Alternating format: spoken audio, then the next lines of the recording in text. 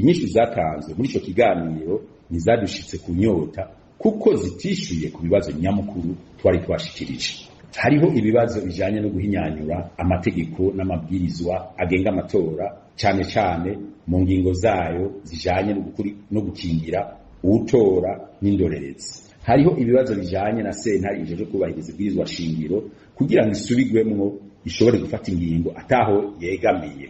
Ibibazo vyerekeye umugwi seni n'imigwi ukomokako mu ntumbero y'uko yotunganywa neza ikajamwo abaserukira abahiganwa aho kuba yiharijwe n'abaserukira umugambi uri ku butegetsi gusa.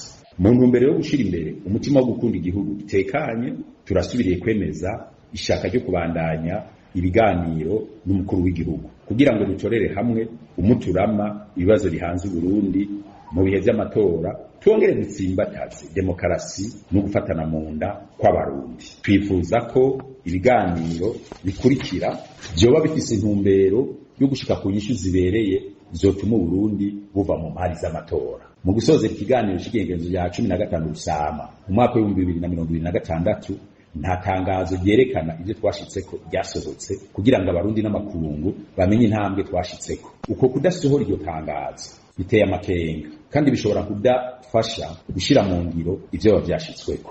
Mu ntumbero yo gukorera mu muco no kumenyesha abarundi n'amakungu uko ingingo ziba zafashwe zishirwa mu ngiro, twifuza ko hashingwa umugwi atawuhengamiye ujeje gukurikirana ishirwa mu ngiro ry'ibiba byashitsweko n'abagiye mu biganiro.